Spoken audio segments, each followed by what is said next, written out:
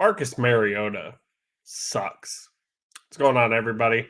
Welcome to Makeshift Managers Podcast. You're just going to be stuck with me today. Devin had some personal stuff come up, so we're just going to get right into football. But it's just going to be a little bit of a shorter episode for sure because I have no way to bounce off with. So here goes nothing. Like I said, Marcus Mariota is not good. Falcons are mediocre. The Panthers are just as bad, but the Panthers did pull this one out on Thursday Night Football on the back of Dante Foreman, 31 carries, 130 yards, and a touchdown. Philip Walker, PJ Walker, whatever you want to call him, don't call him a loser, at least that day.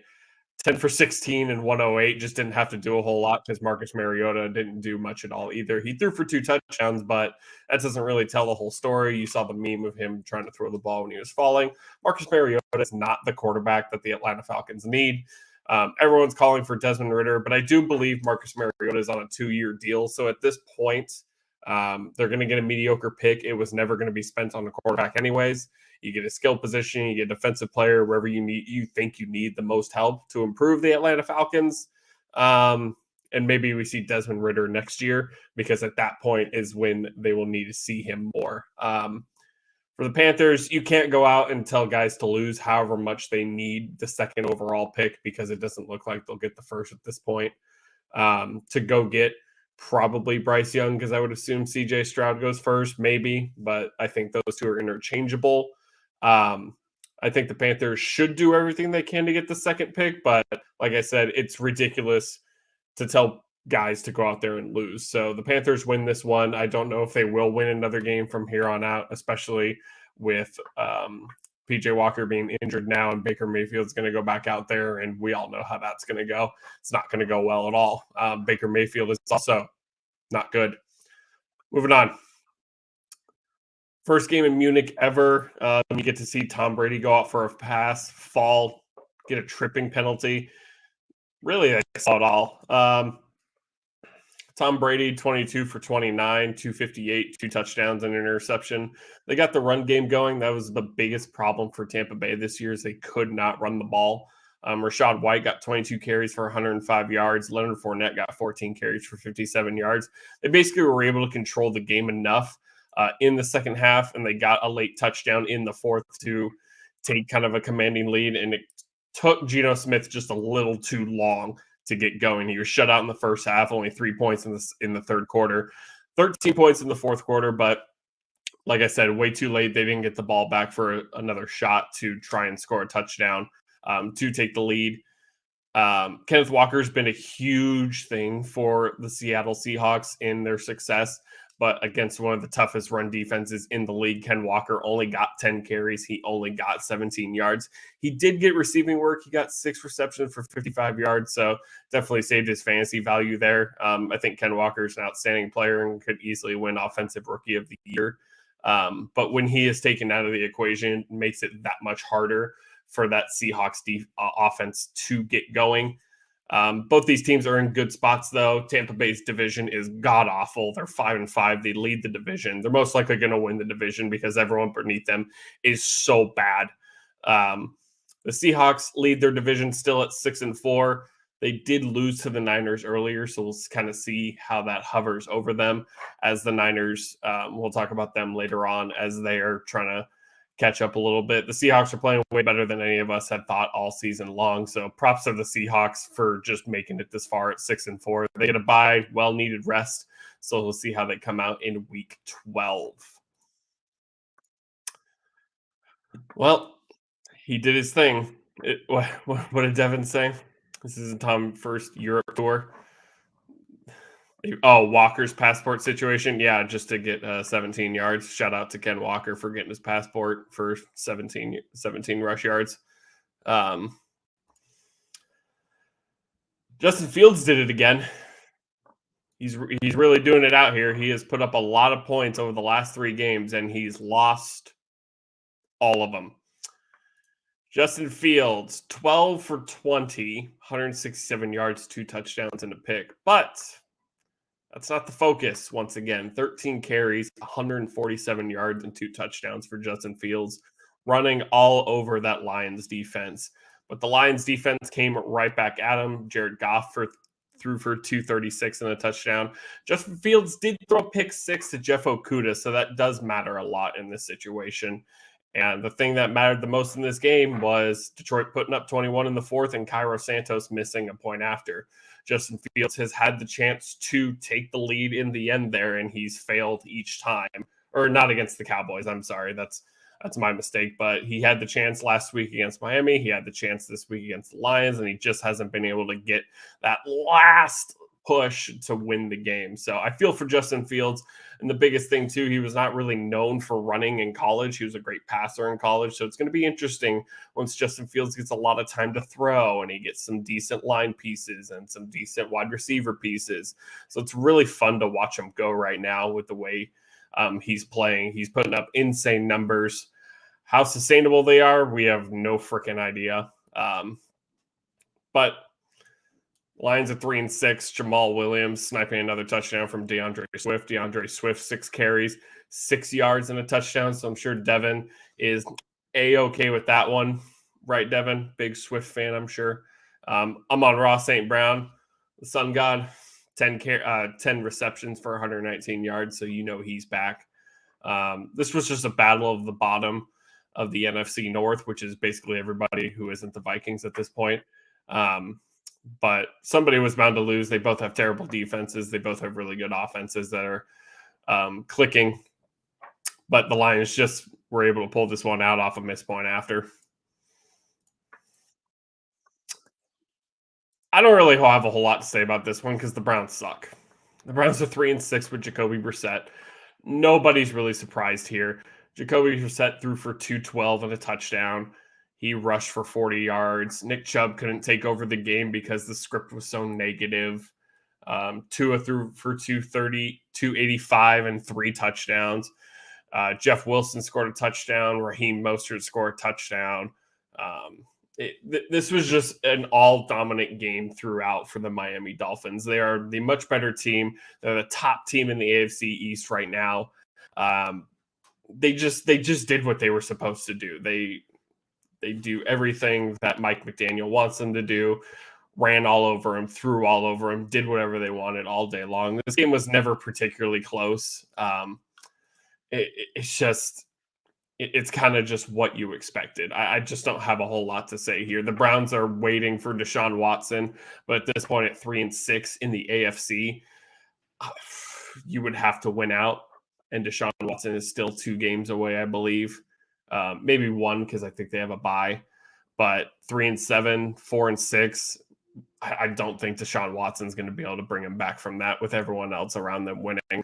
So better luck next year, Browns, I guess. The Broncos. The Broncos are really bad. Really, really bad. Fun stat for you. If the Broncos put up 18 points every single game this season, just 18, that's it. It would be 8-1. That's how good the Broncos defense has been all season. And that's how bad the Broncos offense has been all season. They did lose Jerry Jeudy very early, I believe even on the first play of the game. So that's a big blow. I can't take that away. But Russell Wilson missed half of his passes. He went 21 for 42. Threw for 286, but he only threw for 1 touchdown and he threw a pick. The run game, non-existent. Latavius Murray had 9 carries for 24 yards. Melvin Gordon had 7 carries for 24 yards. Chase Edmonds had 2 carries for 9 yards. Russell Wilson had 7 carries for 8 yards. There's just no run game. It's a one-dimensional offense of passing, and the one dimension isn't even that good. They would be 8-1 if they put up 18 points a game. 8-1. Ryan Tannehill threw for 255 on this defense, surprisingly. So shout out to Ryan Tannehill for coming back and leading this team to 2 touchdowns. 2 touchdowns to Nick Westbrook, of all people. 5 receptions, 119 yards, and 2 touchdowns. A.J. Brown, who? I'm just kidding. They could desperately use A.J. Brown right now, and they'd be such a better team with him. But Treylon Burks came back, 3 receptions for 24 yards, so it's good to see him back in the mix. Derrick Henry, 19 carries for 53 yards, so not a whole lot there. Definitely didn't take over the game, but the Titans have been doing what they've been doing all year. They put a lot of pressure on Russell Wilson. They've put pressure on quarterbacks all year long, and they've played really good football. Mike Vrabel just continues to play really good football. They even lost time in possession by almost 8 minutes, and they still were able to win this game. The Titans have not outgained their opponents a whole lot. Um, they just play from behind well enough. They score at the right times, and really, at the end of the day, the score is the only thing that really matters in the end. So the Titans, they rank 32. They ranked last in the league in yards per drive, and they have gained more yards than their opponents once. And they're a 6-3 ball club. So let that sink in for a second. What I just told you about the Broncos, and now what I told you about the Titans, two completely different ways. It's crazy to think about. Speaking of crazy, this game was crazy.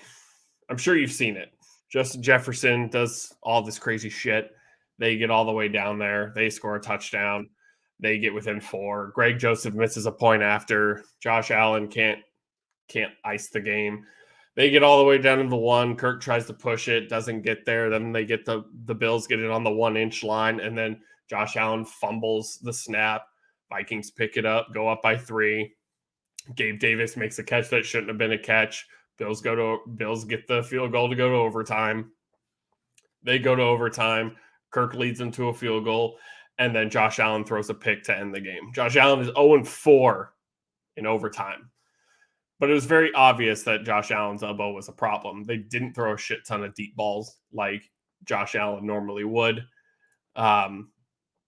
It just wasn't the Josh Allen we all expected. And I think we all expected for him to be hurdled. He still threw for 330 yards. He still threw for a touchdown, but he threw 2 costly picks, one of those being the game ender.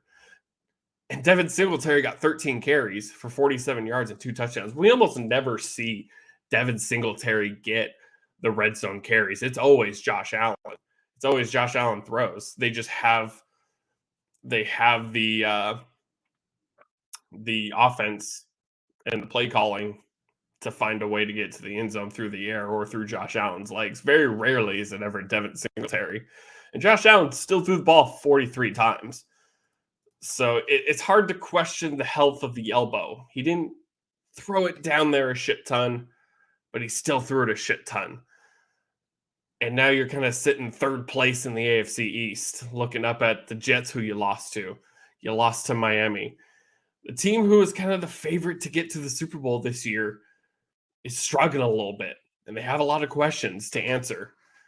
And they got to come out strong next week. This really is, it's a tough AFC. You got to go through Kansas City.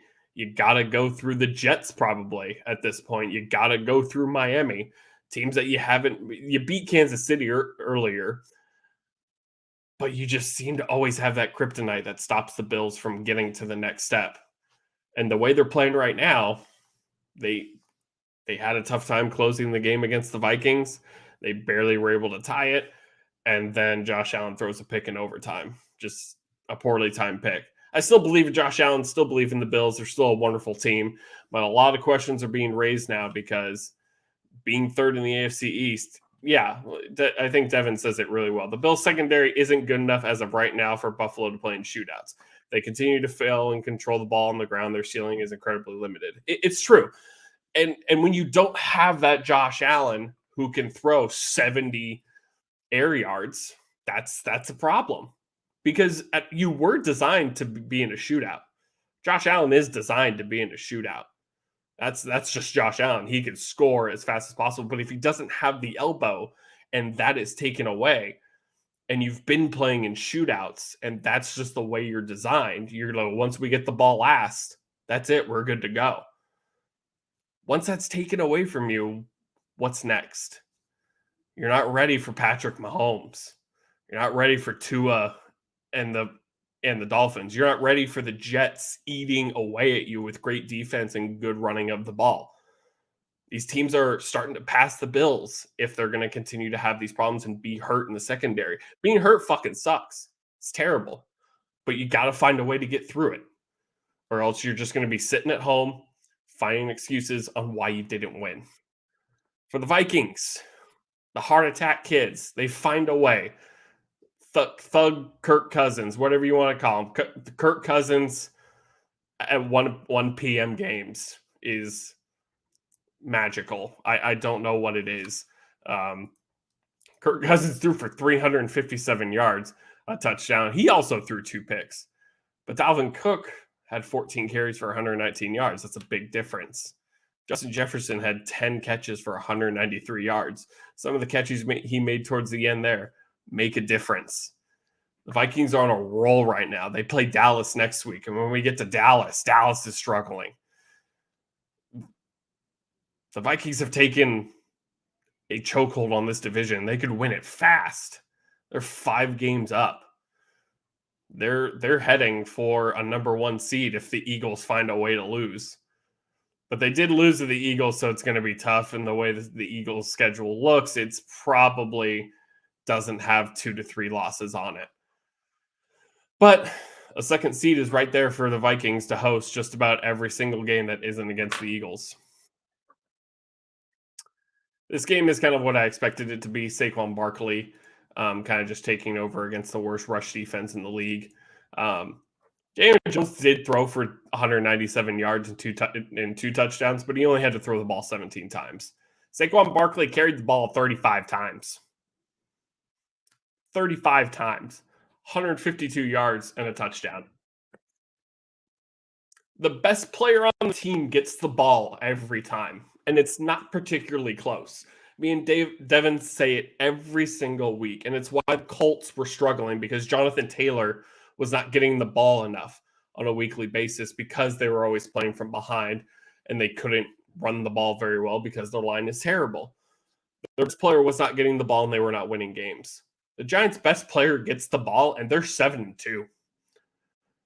That's just how these things work. On top of his 35 carries, he also got a catch for 8 yards. So he touched the ball 36 times.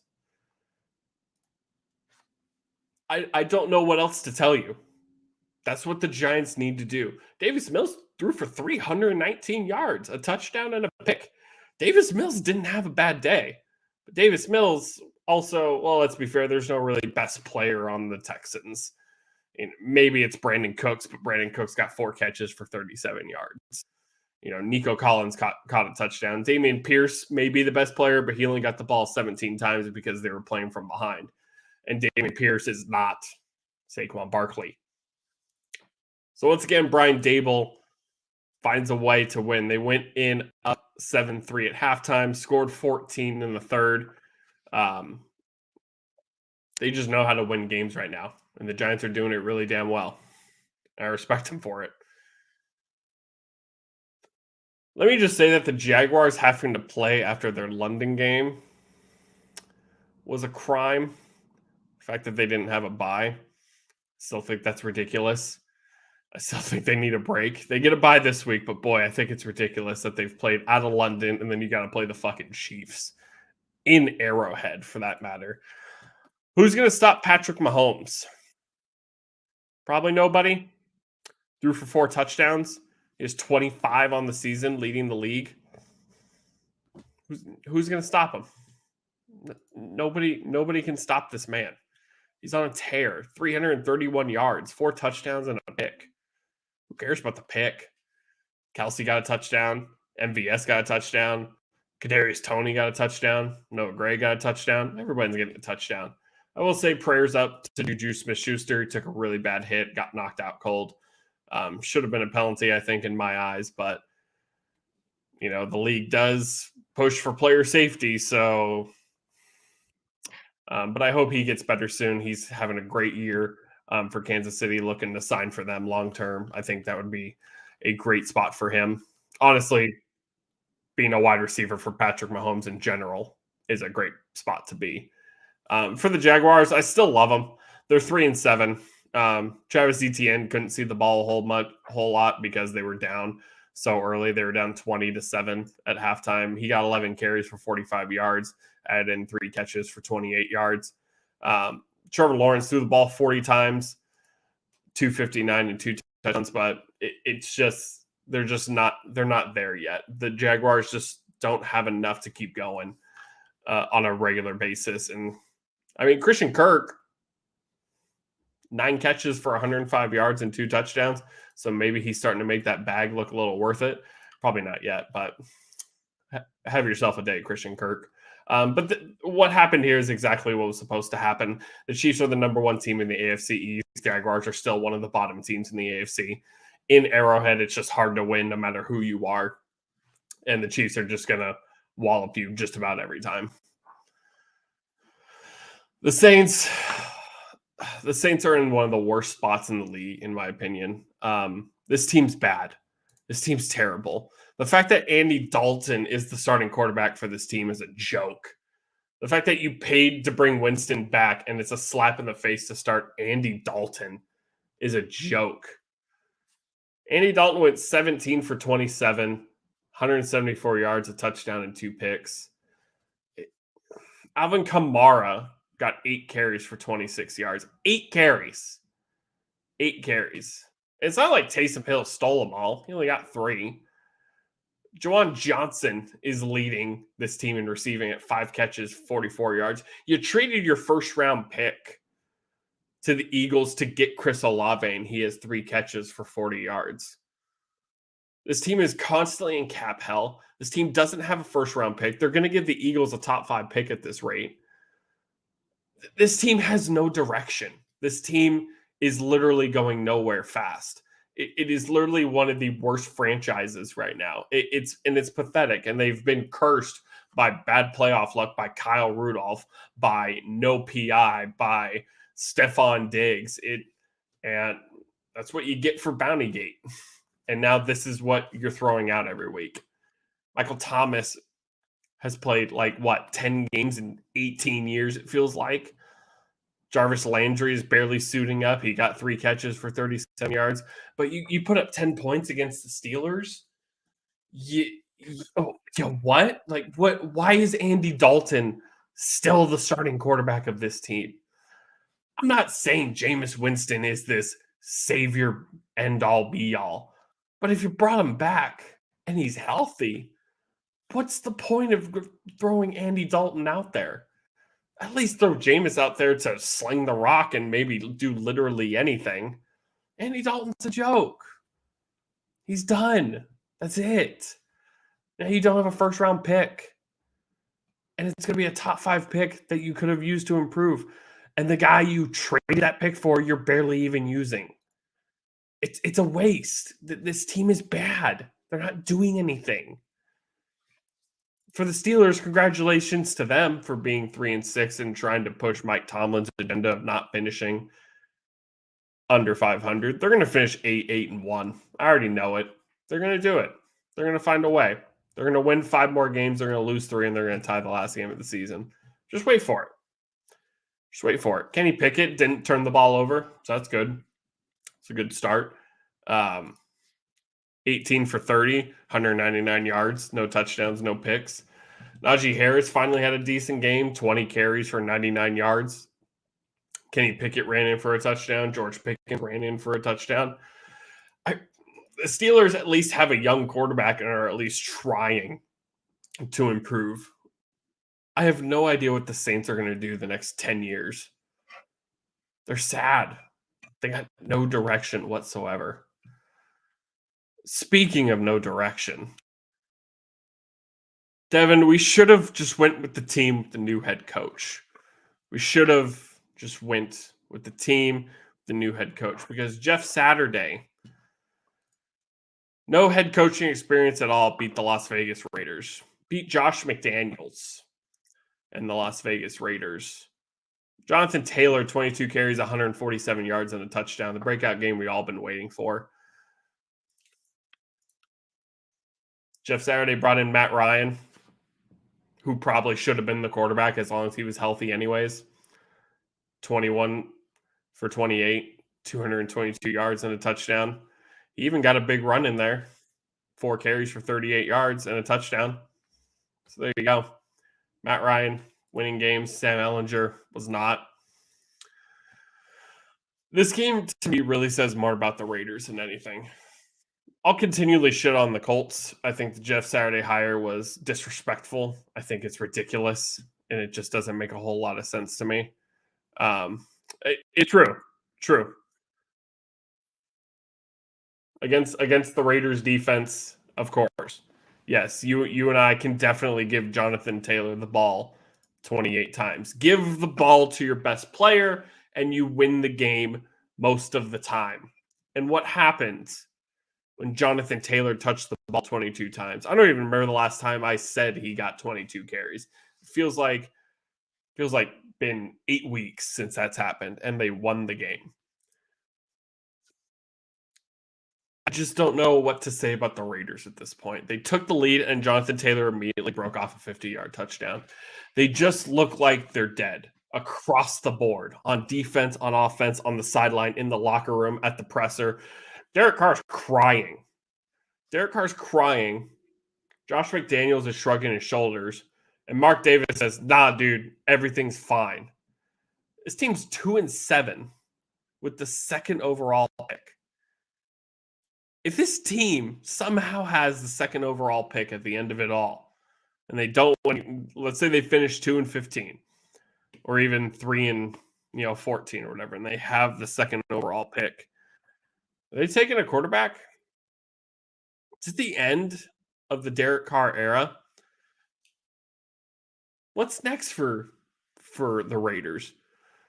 Their last 6 first-round picks have not panned out. Granted, Henry Ruggs is not their fault, and it's just terrible luck and a terrible incident. It's not the Raiders' fault. But it's an unfortunate event that set the franchise back. And I feel like they had to get Davante Adams because they needed a wide receiver. So you've spent these assets to get Davante Adams, and you're not winning any games. You're a much worse team than you were last year. You were a playoff team last year, even through all the Gruden shit. Even with Rich Bisaccia, even tying the game against the Chargers in Week 18, you would have still gone to the playoffs. Where does this team go? What if they take a quarterback? What does that do for Derek Carr? They already declined Josh Jacobs' 5th-year option. So it's just going to be Davante Adams and CJ Stroud with no offensive line, with no defense. It feels like we're back to where we started with Jamarcus Russell, where you're drafting a high-end quarterback and there's nowhere to go. You're one of the worst teams in the league. And you were going into the season thinking you could be one of the best. And you had the chance to prove people that you could have been one of the best. You had a decent quarterback. You had a top 5, maybe even top 3 wide receiver in the National Football League. But you haven't improved your defense in God knows how long. They've ranked near the bottom 10 every single year. They're always playing from behind. And every time you take a lead, it's immediately given right back. So what do the Raiders do now? Obviously, they need to fire Josh McDaniels. Josh McDaniels is like 7-24 in his last 31 games. Josh McDaniels has shown that he's not a head coach. Probably a great coordinator, especially under Bill Belichick, but not a head coach. Doesn't have the locker room. There's locker room. Blake Martinez retired in the middle of the season. Something's wrong. Something's terribly wrong. And I don't know what the Raiders do now. I don't even know what the Colts do now. They should keep running the ball with Jonathan Taylor. That's what they definitely should keep doing. I think Jeff Saturday knows to give the ball to Jonathan Taylor. I don't know why Frank Reich didn't know that. I don't know why Frank Reich benched Matt Ryan in the first place. Now, here's the thing.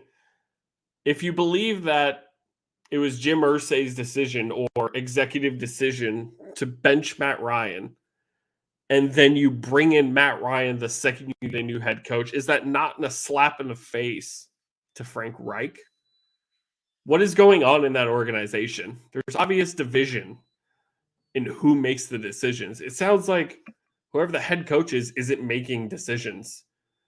It sounds like Jim Irsay is making all the decisions. And honestly, what decisions has Jim Irsay made in the last 15 years that have worked out? besides drafting Andrew Luck. When's the last time they won a Super Bowl? And yet Jim Irsay says he knows how to win. Cool. Cool. You haven't won since Peyton Manning, since you had a generational quarterback. And then you got another one. And then you didn't protect him, got your asses kicked in the playoffs, and then he retired. And you've been playing this carousel ever since. Both these franchises are fucked. Both these franchises aren't going to do anything the next 10 years. Jim Irsay can say all he wants about winning. He hasn't won anything in 15 years. Longer than that. We'll move on. Boy, was I excited for Colt McCoy versus John Wolford. Boy, on the edge of my seat the whole time. Colt McCoy, John Wolford. Look, Colt McCoy isn't a very good starting quarterback. But boy, John Wolford's definitely not a good starting quarterback. Has there been a defending Super Bowl champion that has looked worse than these Los Angeles Rams? Because, boy, they're bad. John Wolford went 24 for 36, 212, a touchdown and a pick. They have no run game. Cam Akers carried the ball. Cool. 6 carries for 22 yards. Dale Henderson got 6 carries for 21 yards, but he added a touchdown. Tyler Higbee got 8 receptions for 73 yards. Excuse me. Cooper Kupp got 3 catches for -1 yards, and we don't know if Cooper Kupp's going to play the rest of the season with a high ankle sprain. We're still waiting on the diagnosis.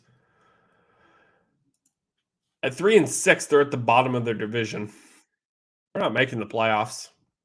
They're a one-dimensional team, and now they're one dimension. Cooper Kupp is going to be out. They still have a strong defense. It's still pretty good. Aaron Donald, Jalen Ramsey, great players. But it's not going to do it. I don't know what the Rams do from here. I mean, this is kind of the point we all thought they would reach at some point. We just didn't think it would be the year after the Super Bowl. They mortgaged their assets to win a Super Bowl. They got what they wanted. They got Matthew Stafford. They got Jalen Ramsey. They got all the guys, and they won a Super Bowl. It did exactly what it was designed to do. The trust in the process, and it worked. But now, I think the window has shut faster than they thought. I think it's going to be a long time before this team may be relevant again. I really don't know how much Matthew Stafford has left in him. And if Cooper Kupp doesn't play the rest of the season, they're definitely not going anywhere this season. At some point, if Aaron Donald was close to retiring after winning a Super Bowl, how do you think he's going to feel after the end of this season? Yeah, he got coaxed into not retiring. Aaron Donald got coaxed into not retiring. You think he doesn't want to retire after having a dog shit year? Aaron Donald could leave whenever the hell he wants. He has his ring. He's made a lot of money. He can bounce. And I don't think anybody's going to question why. For the Cardinals, 4-6. Honestly, the worst part about their win is that Cliff Kingsbury probably gets to keep his job for another 2 or 3 weeks. And, they are on Hard Knocks, so they got to win at some point, right? They were supposed to win this game. James Conner had 21 carries for 69 yards and 2 touchdowns. The breakout James Conner game we've all been waiting for. DeAndre Hopkins, 10 catches for 98 yards. Still gets the ball even when Kyler Murray's not there. But I think the Cardinals are a mediocre team as long as Cliff Kingsbury is still the head coach. I just don't think they can get anywhere. I'm not going to get on Kyler Murray. I'm not going to make this Call of Duty joke and this and that. I think Kyler Murray is a great fucking quarterback, but I think Cliff Kingsbury is an awful head coach. I think he's holding this franchise back from being a contender on a yearly basis. Okay. I'm just going to get into this.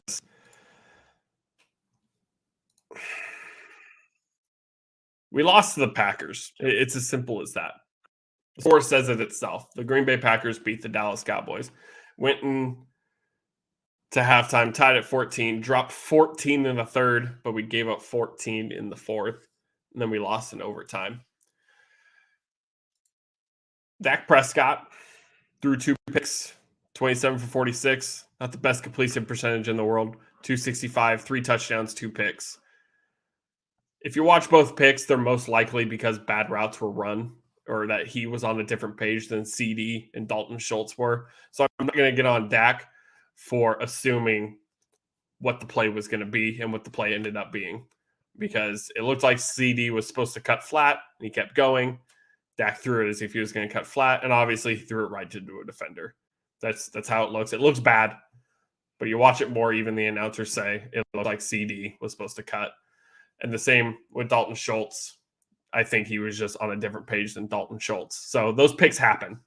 For some reason, it happens with Dallas way more. I'm talking about that a lot, is that Dak Prescott and his receivers are not on the same page. And I'm not going to sit here and question Dak Prescott's leadership.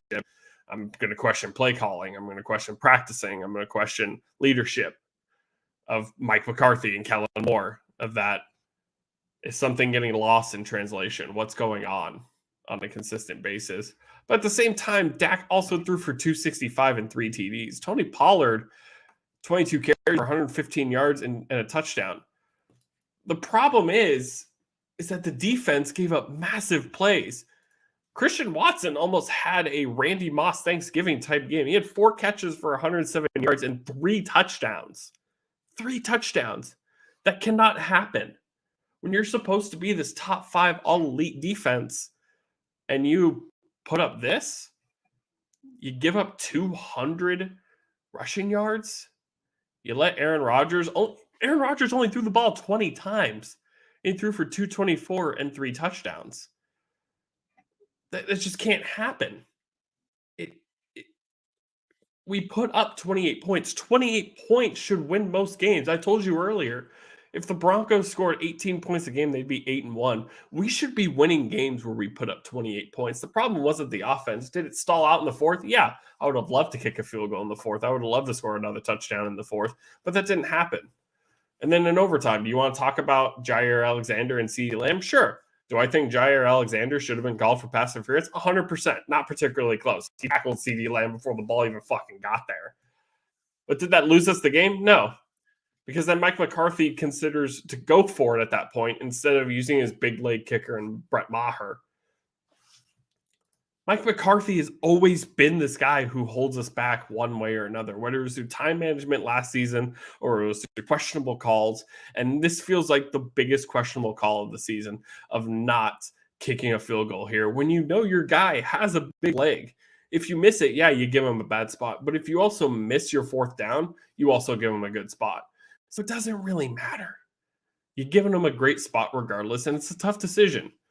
But in that situation, you have to kick it. Your offense has stalled out for the last 20 minutes, maybe even longer than that.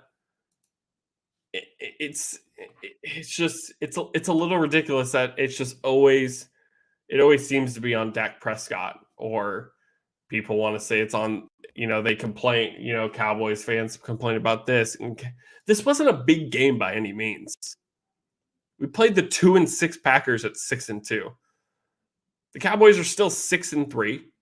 We could easily be 11-6 at the end of the season and go to the playoffs. We could easily go 5-3 down the rest of our 8 games. It's a big game because the Dallas Cowboys played. That's why it was a big game, because America loves it when Dallas loses. Stephen A. Smith makes half of his fucking salary by making fun of the Cowboys on a weekly basis. And I'm not going to sit here and complain about it. I know that my fan base has this obnoxious stain. NFL memes makes its money off we dem boys. It's our year, this and that. I love my team to death, but boy, do I not love my fan base. It's tough.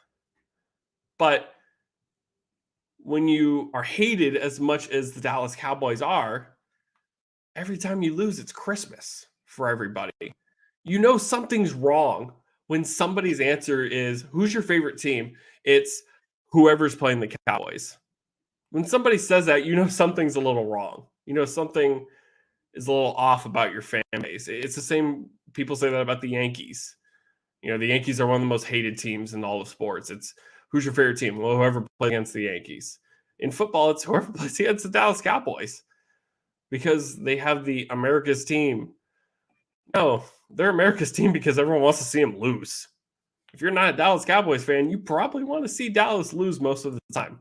That's just kind of the way it is. The Packers were bound to get it together eventually. Aaron Rodgers having a big game against Dallas, big fucking shock. It happens every time. I said it last week that he was going to throw for 400 yards and like 8 touchdowns. Am I surprised that Aaron Rodgers didn't throw a single pick and threw for 3 touchdowns against Dallas? No. We're cursed against Dallas. We're cursed against Green Bay. We're cursed in Lambeau. Des got it. I can say that all I want. But just playing against Aaron Rodgers has been a nightmare the past 20 years or however long it's been. And this is just another more icing on the cake per se. But Dallas is going to be just fine. We got to play Minnesota next week, and it's going to be tough. Minnesota is a much better team than the Green Bay Packers are. And moving after that, we'll play the Giants, and hopefully we can beat them on Thanksgiving.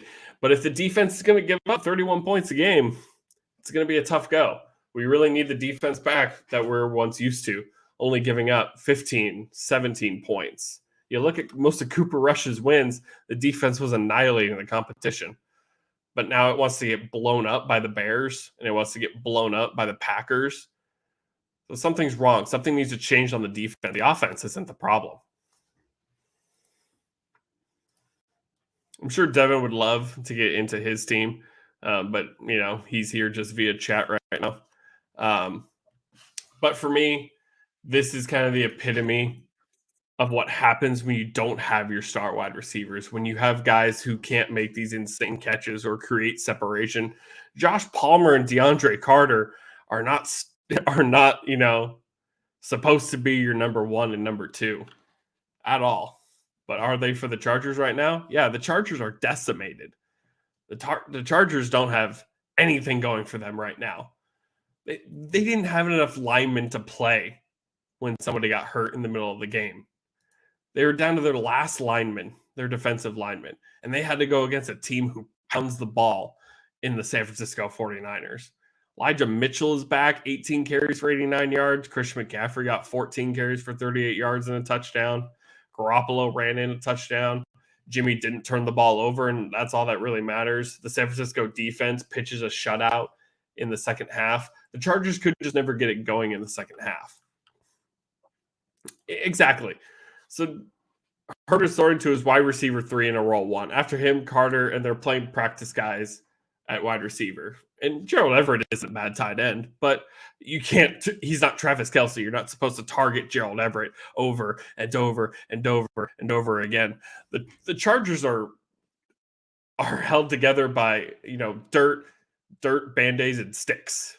So they're playing with what they got. Their line is beat up on both sides of the ball. Their secondary's beat up a little bit. Thank God for Khalil Mack. Khalil Mack's having a great year, and he's putting pressure, and he's keeping the game within reach.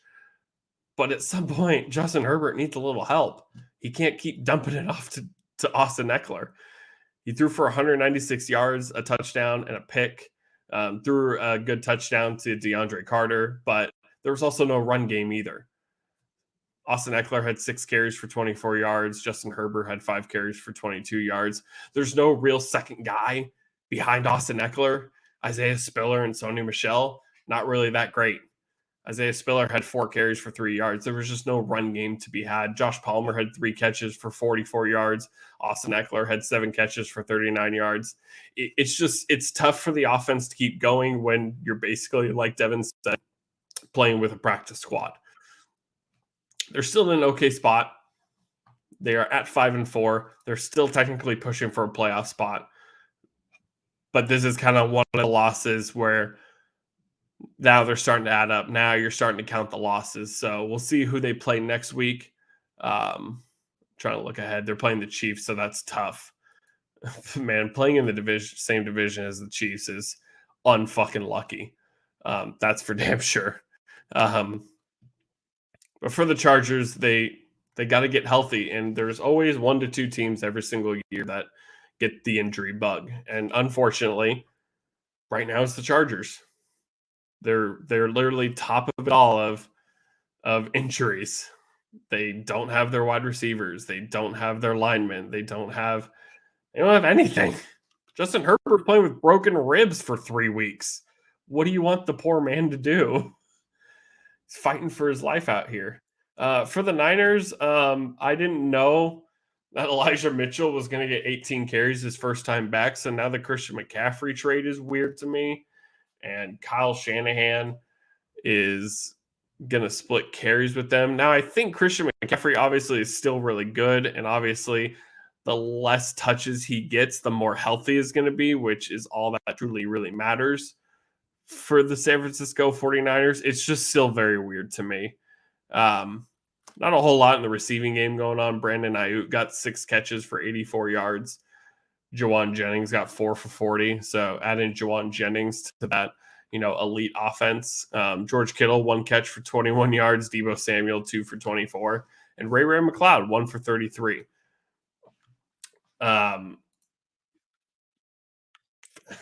Yeah, for the Niners, they're going to keep pushing. They got to catch Seattle. But I think they're still one of the better teams in the NFC, and they're going to keep pushing pretty well. Right now, you got Washington right now up on the Philadelphia Eagles 23-14. I don't know if Washington is going to close this out or not, because I simply just do not trust the Washington Commanders to close anything. Hopefully outside, the only thing they can close is a sale anytime soon. So that'd be cool, because literally get them away from Dan Snyder. But we'll move on to predictions, and then you can stop looking at my ugly mug. So we got Titans and Packers on Thursday night. Me and Devin are probably going to agree on most of these picks. We're going to pick the Titans. The rush defense for the Packers is not good. And anytime Derrick Henry gets to go up against a bad run defense, it's going to be a bad time for the opposing team. So give me the Titans. The Bears and the Falcons, the way Justin Fields is playing right now, there's no reason to not pick the Bears. I'm sure Marcus Mariota will have his day of 400 yards on the ground and all this and all that, since I talk trash about him. But we're going to take the Bears. We're taking the Eagles over the Colts. I'm sure Jonathan Taylor will get the ball out, because if the Eagles have any weakness in the way you're seeing it tonight, watching Monday Night Football, it's run defense. Their run defense has been a little lackluster lately, especially against Gibson and Brian Robinson tonight. So Jonathan Taylor could really take over this game, but I still see the Eagles beating the Colts. Jets and Patriots, I really want to pick the Jets the way they're playing right now, but I just can't. Bill Belichick against the Jets is just impossible to pick. Patriots are going to be coming off their bye as well, so they'll be nice and rested. I mean, they're both coming off high, so this could be a really good game. I'm going to go with the Jets. I'm going to go against Devin. Devin picked the Patriots. I'm going to go with the Jets. I really like what the Jets are doing right now. They're going to be well rested. Their defense is going to be top tier. It's going to be 2 top tier defenses going at it again. So I'm going to take the Jets. Commanders and Texans. Devin's got the Texans. The way the Commanders are playing right now, Devin, if you want to change your pick, you totally can. Just let me know. I'm going to go with the Commanders. The way they're playing the Eagles right now. Divisional games are really weird, and they truly never make sense, and they're impossible to evaluate week to week. But I'm still going to go with the Commanders, just with the way they're playing right now against the Eagles. Rams versus Saints. Oh, God. Cooper Kupp is out, so I guess I'm taking the Saints. And Devin's also taking the Saints. But oh, God. I hate both of these teams so much. But I'm going to pick the Saints in hopes that Jameis Winston sees the ball at some point, because I'm sick of Andy Dalton. And I don't know the health status of Matthew Stafford, but I know Cooper Kupp is going to be out. And that's obviously monumental for the Rams. Browns versus Bills. Bills. We'll both take the Bills on that one, especially after the way the Browns looked against the Dolphins. That if they look like that against the Dolphins, they're going to look the same against the Bills. Panthers, Ravens. Baker Mayfield starting with PJ Walker being injured, so Ravens 100%. They're coming off a bye as well, so they're going to be nice and rested. Lions and Giants. I feel like the Lions could really get away with winning this game, but they do have one of the worst defenses, and Saquon Barkley could easily have another great day. Someone pick the Giants as well, along with Devin. Raiders and Broncos. God, the way the Raiders are playing right now, I'm gonna pick the Broncos. I cannot pick the Raiders. I picked them to beat the Colts. They couldn't do that, and if they only put up 20 points against the Colts, and they give up that much to a lackluster offense that has been giving up pressure and has a terrible line, what are they going to do against the Broncos? The Raiders just are without a paddle, so I'm going to pick the Broncos. Cowboys and Vikings. I obviously have to pick the Cowboys. The Raiders score points, the Broncos didn't. Simple as that. I mean, fair. It's fair, but I can't trust the Raiders. It's impossible at this point. The Raiders are basically almost the number one team I cannot trust at this point. Just the way they're playing, I feel more comfortable about picking the Texans against the Broncos than I do the Raiders. I can't do it. But I'll pick Cowboys against the Vikings.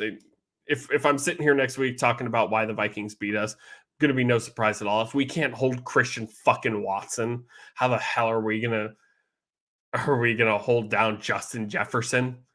Trayvon Diggs needs to hang on to that man all way. So it's the battle of the worst off. Nathaniel Hackett versus Josh McDaniels. It's the best, dude. All right, Devin. Is it a loser leaves town matchup? Do we think No, I don't think Josh McDaniels gets fired if he loses. That's the thing. If Mark Davis is defending him after that Colts loss, I think Josh McDaniels sees the end of this season at this point. I don't know if he has a job at the beginning of next season, but I think Josh McDaniels is seeing all 17 games this season at this point. But yeah, I'll pick the Cowboys over the Vikings, and Devin will pick the Vikings over the Cowboys. Bengals and Steelers. Bengals coming off their bye. They're just easily the better team, far and beyond. So give me the Bengals as well, along with Devin. Chiefs and Chargers. Devin loves. I hope it ends in a tie and they both get registered a loss. I don't think that's how that works, but we'll call Roger Goodell and find out. And we'll just get Josh McDaniels and Nathaniel Hackett fired, and then we'll apply for the jobs because we can't be any worse. We really can't. But Chiefs and Chargers, I'm sure Devin loves his Chargers to death, but the way they're slaughtered with injuries, you expect to beat the Chiefs. It's just not. It's not there. We're both picking the Chiefs. If the Chargers win, that'd be fucking awesome, and Devin will be here ecstatic about it. But until then, we'll be picking the Chiefs. And Monday Night Football, 49ers and Cardinals. I would love to pick the Cardinals. Picking the Chiefs until the Chargers stop having to max out their health insurance policy. It pretty much. Eagles scored a touchdown. They're coming right back. Commander's going to commander, baby, every single time. I would really love to pick the Cardinals, but as long as Cliff Kingsbury has a job, they won't be able to beat a competent football team. So I'm also going to pick the 49ers along with Devin. So we got a couple splits this week. I think like 3 or 4. So that'll be a lot of fun to watch. Hopefully Devin is back here next week. He definitely expects to be. So you get both of our ugly mugs going back and forth and yelling at each other on why our teams suck.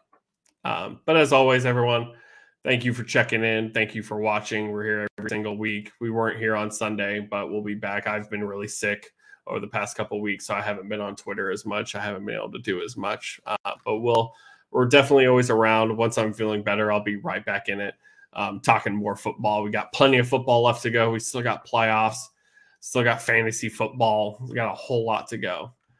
So follow us on Twitter, like the video, comment, subscribe, all that jazz on YouTube.